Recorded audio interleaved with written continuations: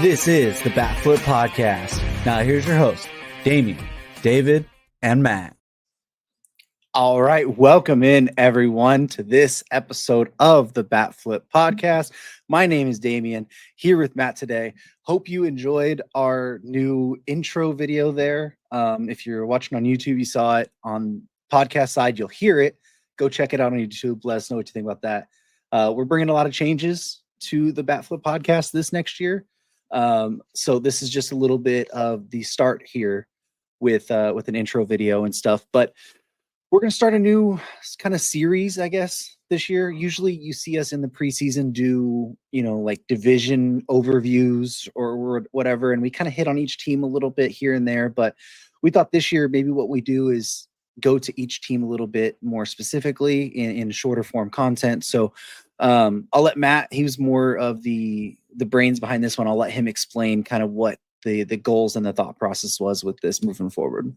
Yeah, so basically, every year we've kind of done divisional breakdowns in the preseason, but it takes a full month of time up, and our podcasts are all just totally full with that on Mondays. So I thought that it might be a fun idea this year to make standalone videos for each team that were, 15, 20, 25 minutes long, where we basically could kind of go over what they did in the offseason, additions and subtractions. We can talk about what their lineup looks like, the position players they have on their roster, the pitchers they have on their roster, talk about some highlights out of that, some good and bad on where their strengths and weaknesses are, and then maybe give an outlook on what their season looks like. Stuff like are they going to make the playoffs? What's a successful season for this team look like? Those types of things. So I think that it should be fun. I hope everyone enjoys it. It'll be a pretty good amount of work. So hopefully everyone enjoys it. But yeah, I guess we can get started here and talk about the Chicago White Sox, which this might be the only time they get talked about on any baseball show this year. So, but we're going to talk about them today. So, yeah, and our kind of goal here is to start on the bottom and work our way up. Obviously, what we need to preference this by saying is this is recorded on December 30th.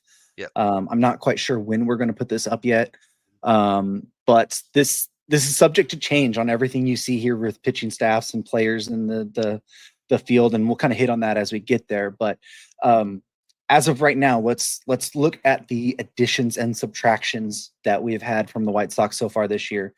So obviously the additions come with Kyle Teal, Braden Montgomery. I think it's Sean Smith is the Rule 5 pitcher, Mike Tauchman, Matt Thaiss, Steven Wilson, Cameron Boozer, and Austin Slater. Nothing big there outside of the Teal Montgomery there, and that obviously comes with a subtraction of Garrett Crochet. You're looking at Yohan Moncada was a big time piece for them in previous years. He's gone. Max Stassi's gone. Mike Soroka, Chris Flexen, Dominic Leone, Mike Clevenger, and then Gavin Sheets. So yeah, Matt, overall with looking at the additions and subtractions here, what kind of stands out? I think the obvious thing that stands out about their offseason is the Garrett Crochet trade, right? I mean, you lose a guy who I think he had about 5 WAR last year as a pitcher, and he limited his innings some because the White Sox they were just throwing him like 2 or 3. He made every start, but they were just throwing him like 2 or 3 innings every game. So, but he put up near 5 WAR. He was one of the most dominant pitchers in baseball, and he was really the only bright spot for the White Sox last year. I mean, when he pitched, it was must watch, and the White Sox, other than that, were must not watch unless your team was playing them. So I think that was a big loss, but I mean that they kind of had to do it because they're not in a competitive window, and they brought in a guy in Kyle Till who's a really high end prospect who will probably play some in the big leagues this year. You mentioned them as part of the position player grouping. We'll talk about here in a minute, but he's he's a very high end catching prospect. They brought in Braden Montgomery as well. I don't know that he'll be up this year, but I thought he was worth mentioning just because he's a really big addition to their organization. Smith is actually their highest projected WAR reliever right now. We'll talk about that when we get to their pitching, but that could be a successful Rule 5 pick, which is something that's important for these types of teams to do, is to hit on some Rule 5 guys. You never know when you might find a pitcher that succeeds that way. Tauchman and Slater are both pretty good free agents. And then, look at their subtractions. That they were a really bad team last year, so most of these don't hurt that much. Some of them just kind of hurt because of the name of them. Like Yohan Moncada was a part of their previous their previous competitive window where they made the playoffs a couple times. He was a pretty important piece for them. He came back in the original Chris Sale trade. So, it always hurts to lose a guy like that in a free agent, even if you didn't especially want to re-sign him, because, it was a guy that you invested a lot of resources in bringing in, a while ago. And Soroka signed a pretty good contract as a reliever. I think Sheets is another guy that's played a lot for the White Sox over their past several years. It kind of sucks to lose him. So definitely, definitely not a ton of additions that are going to help this year. Obviously, you have the big loss in Crochet, but for a team that's not really in a competitive window, you kind of think, it's the White Sox and they're going to be bad either way. So why go spend on a bunch of mid-range free agents and lose 100 games instead of 110 games? So, but definitely an off season of a little bit of pain in losing Crochet, but adding some of these prospects in is going to help them. Yeah, absolutely. I I think the Crochet deal, obviously, it was something that was rumored for a long time. I think they did really strong in that return. But yeah, the this team is just in a spot right now where we'll talk about here towards the end of the show, where not a lot of like things to look forward to and not a lot of excitement around it. But um, yeah, so I guess the best way to transition that is just to go talk about the position player side. Um, And so right here, you'll see our graphic. We have projected WAR via Steamer, and this is all the lineups and stuff, or everything going to be via Fangraphs at the moment as well. So, looking right now, the highest player via Steamer WAR is Luis Robert Jr. with 3 WAR there. There's still the consistent thought that he might be traded this offseason even. And then if you're looking outside of that, their highest projected WAR is Miguel Vargas at 1.5. Who they just acquired this offseason or at the deadline for Mike Clevenger, Michael Kopech, and in that deal. But Matt, looking over at this team as a whole here, with what we're looking forward to lineup wise for 2024, is there anyone that kind of stands out of what you could look forward to, or is it just kind of, hey, they're stuck in the mud? Yeah, I mean, I think it's mainly stuck in the mud. There's not a lot of high upside here. Obviously, Luis Roberts got the high upside, and you hope if you're the White Sox fan, if they don't trade him in the offseason, you hope he hits that high upside. That way you can trade him for more at the deadline. And I think that might be what they end up doing, because this is a guy that last year dealt with some injuries again, didn't have a great year, but he's obviously got the talent to put up like an elite half season at some point where he becomes like a huge trade piece at the deadline. So I think that's definitely something to look out for with him. You look at some of these other guys. I mean, you've got Andrew Vaughn is a former high end prospect who has been middling at the big league level for a while, but I could see a world where he has like a late career breakout, kind of like Brett Rooker did for the A's. I could see him having that kind of thing. He was a former, I think he was the number 4 pick in the draft when he was drafted by the White Sox. So, that's pretty solid. And then Miguel Vargas was a high end prospect that came over. You said in the Kopech trade, I believe. I know he came from the Dodgers. I think it was a Kopech trade, but Yeah. he's a very good, he was a very good prospect. He struggled a little bit at the big league level, but you never know when a guy might find it at the big league at the big league level too. So you got those guys. You've got a couple solid. Mike Talkman, Austin Slater are both kind of solid platoon types. Talkman was pretty good for the Cubs last year. You hope that Benintendi can figure something out at the plate and have a good half season. He's done it before where he's been awful for a year, and then the next year he's pretty decent at the plate. I kind of doubt we see it, but you never know. But I think the biggest thing to look for with this White Sox position player group is those prospects down there. There's 3 prospects to know. I mean, Colson Montgomery is a really good prospect, and he could end up playing a part of the big league level this year. And if you look at their middle infield with Brooks Baldwin and Lennon Sosa, I mean, those guys are not irreplaceable when you have a prospect that shows he's ready. So I definitely think that that's a guy to look out for this year. See if he comes up, and I don't know if they'll want to start his service time clock yet, but he's definitely a piece to look for. And then you talk about those 2 catchers and Edgar Guerrero, who came over in the trade for Lucas Giolito last year, and also Kyle Till, who we talked about a minute ago, that came in the Crochet trade. Those guys definitely could come in and be an upgrade at catcher or DH. I mean, you got Zach Deloach is just kind of a replacement level DH, and Corey Lee hasn't really done much at the big league level, and he's been around for a few years now. So Edgar Cuero, Kyle Till are both guys who you could see at the big league level at some point this year, and they would probably be upgrades over the the two spots that are open for them, assuming that they are ready to be at the big league level. So I definitely think the White Sox have a couple guys to kind of look at this year. It might be interesting, but this position player group is really poor. This is not going to be a good offense at all.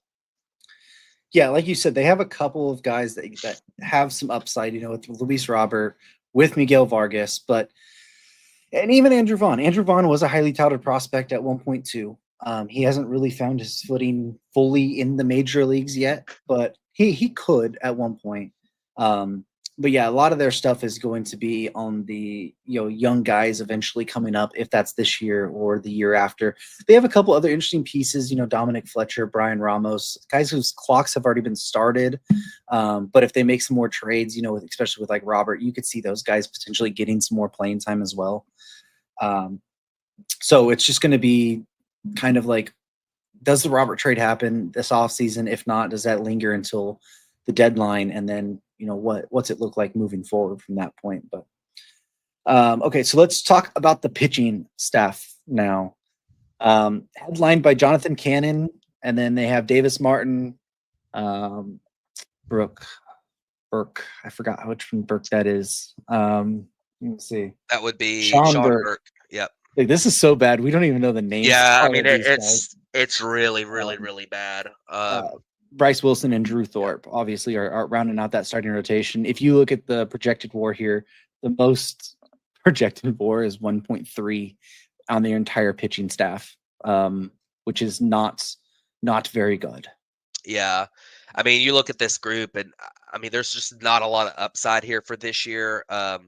You've got, Jonathan Cannon pitched in the big leagues a lot last year, but he never really did much in the minors. And at the big league level, he wasn't really all that good. Davis Martin showed a tiny bit of promise at the big league level last year. He had a 4.32 ERA and like 50 innings as a starter. So, that's not nothing. And I mean, Sean Burke is kind of interesting. He actually had a really good ERA, but I don't think he threw many innings. He only threw 19. He only threw 19 innings. It was 19 good innings, but maybe there's something there with him. Those are pretty good innings. He did not do much at AAA last year, but he was coming back from injury, so it'll be hard to say there. And I mean, Bryce Wilson's depth. I think the biggest guy to talk about here is Drew Thorpe, who was part of the trade for Dylan Cease last year. He was one of the big pieces that came back, and this is definitely somebody who has some talent, got that really good changeup. Young guy, he could come up and do something in the big leagues. I think this year he's probably the highest upside out of their starting rotation. And kind of the other thing to mention with their starting rotation is those four guys that we've got mentioned at the bottom there. Iriarte, Eder, Bush, and Schultz are all guys who are in the upper minors. A couple of them have made their debuts at the big league level.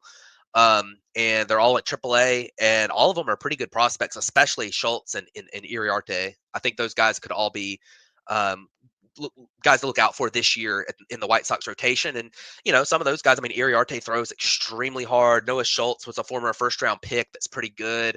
I mean, there's a chance that one of those guys hits and really, establishes themselves at the big league level. And that's kind of what you're hoping for if you're the White Sox looking at their pitching rotation this year. Is just one of these prospects come up, or Drew Thorpe, who's already up and just breaks out, So that would be fantastic for them if they could get something out of that. But definitely an interesting group, with those prospects. But this rotation, at least on the start of the season, is just going to be miserable to watch. I mean, they're not going to be good.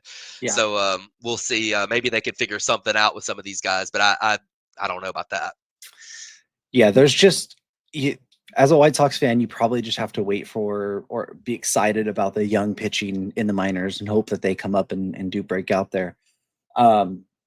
Looking at this bullpen, even I wouldn't be surprised even if you see like an Iriarte or something. If he doesn't break into the starting rotation, he could easily come up into the bullpen this year and be an effective piece. Yeah. And if you're looking at the bullpen, I mean, Justin Anderson's projected as the closer. Fraser Elliard is projected as one of their setup men, and Freelander Baroa is the other one. Gus Varland, Steven Wilson, Cam Boozer, Jared Schuster, and then Shane Smith, who is a Rule 5 pick for them. I think the biggest upside in this bullpen is Prelander Baroa. Throws super hard, but he has a lot of walks issues. So if he's able to kind of cut that down a little bit, he'll be a really solid piece there. But the bullpen kind of fits the same themes of this team is what we're talking about. There's not a ton of high upside there except Baroa, and it's just kind of like a middling piece that like they're just in this rebuild, hoping that these guys get them through the season. Yeah, I'm with you. I mean, there's just not a ton there. You mentioned Baroa. He's very interesting. I've always been a little bit intrigued by Steven Wilson too. But he's been pretty terrible the last few years. So he's got that sweeper that's interesting. You never know. Maybe relievers are weird. They might break out after 3 bad years or something. Yeah. I'm sure that one of these relievers will end up being pretty good this year, not unexpectedly. But I mean, like you said, there's just not a lot of upside here. I don't really believe in this bullpen at all, which not a surprise with it being the White Sox in 2025, but definitely not a big believer here. Yeah, Shane Smith could be a little bit interesting. I want to just hit on him. Rule 5 pick Yeah. from Milwaukee there. Had some previous starting experience in their minor leagues this last year. But he has some good stuff. Good fastball, good curveball, decent slider or cutter. Sorry, not slider.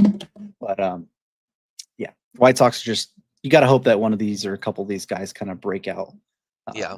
Overall, but so let's talk about the team overall. Let's look at kind of their 2025 outlook as a whole here. So all these odds are going to be via fan or DraftKings. Yep. So their over under totals 49.5 here for win total. Odds to make the postseason is plus 3,000. Odds to win the AL Central is plus 25,000. And then the World Series odds, which Matt was hitting on a little bit earlier, plus 40,000 to win the World Series. So this is not good, like we were talking about. But Matt, if you had to give your over under there at 49.5, what are you taking? Honestly, I mean, it's so hard to take the under on that, but I think I'm going to because I think there's a pretty good chance they trade Luis Robert, whether it's preseason or midseason. And they won 41 games last year. So does this team make a 10-game or a 9-game improvement over that? I mean, they lost Crochet, who was their best player, and they didn't really add anything. So I don't know why. I don't know where they would make that unless they just have a little bit better luck in one-run games or something. Like I don't know how they could improve off of their season last year. So I don't know that they'll have another record-breaking loss season with 121 losses, but I don't know that they'll gain 9 or 10 games in the standings off of what they did last year. So I think I might still take the under on this team. They're really not good. I think I'm going to take the over, but not by a lot. Like I think it'll be like 50 or 51 because as much as we've downplayed what their ability is, I Yeah, think they have made a couple decent moves here. Like Mike Talkman and Austin Slater, I think they're decent players. I think you're going to see some of those young kids come up this year if it's through the starting rotation with Noah Schultz or Neri Arte or whatever. I think you might see Colson Montgomery to come up at some point potentially this year as well. yeah, And I just think that they might have a little bit more success with some of those guys rather than what they playing. I mean, Yohan Moncada was hurt for most of the year, so it's not like you're really losing most of him anyways. Luis Roberts been up and down. He had bad seasons. It's not like if you trade him, you're losing much there. So and they had a lot of bad luckish in some of those losses last year. Like they were a bad team, but there were some of those where it's like they blew like a 7-run lead or something when they yeah, were like in the 8th at one point. So I think there's some there where the manager was also really bad. And yeah, what's Will Venable now? I think yeah. didn't he get hired there? Yeah. I was going to mention that. I think we probably should have mentioned it earlier, but Will Venable is taking over for Pedro Grifol, and Yeah. I do think that that's a big deal for a team like this. Is in having a former big leaguer in here who is a recent big leaguer that you know, having a younger guy. He's only 42 years old. I think that could help the vibes with this team a little bit, make it through the slog of this long season where they're really struggling. where I think last year there were times where this team just did not care about being there at all. And I think that maybe with Will Venable, they'll be excited to play for him a little bit more just because it's almost like a part of the clubhouse, right? I mean, he's 42. There's some players in the big leagues who are 42 or close to it. So Right. I think that could be a very good beneficial move for them. Yeah, I think so too. So anything else that we need to hit on, wrap up with the White Sox? Yeah, I don't think there's too much else to talk about with the White Sox. Obviously, just kind of their what they want to do this season is, like as we've mentioned, just the goal for them should be to have these prospects come up and see what they can do, develop players, develop the talent in the minors, draft really well is a big one.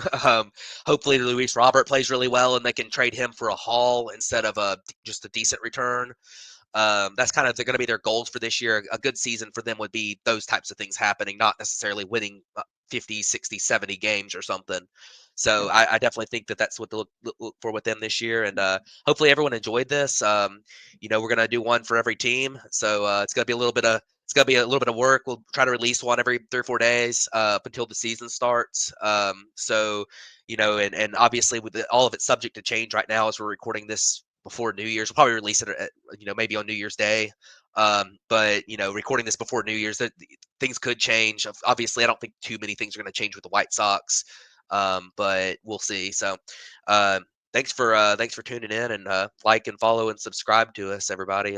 We'll be doing a lot of these. So, yeah, for sure. We'll, like Matt said, we'll be making this a new staple of the off season, preview type stuff going into the next year. But yeah, comment, let us know what you think in the comments below about the 2025 White Sox. If you're over under win totals, if you're picking that. And then let us know if there's anything else that you would like us to hit on or to change moving forward with these. Like I said, this is a new concept for us anyway, so we want to make sure that we're giving you guys the best content and that there. So if you think, hey, you guys maybe should hit on this moving forward for each team, let us know, and we'll be able to factor that into our recordings moving forward. But hope you guys enjoyed this new style, and we'll catch you guys back on the next one.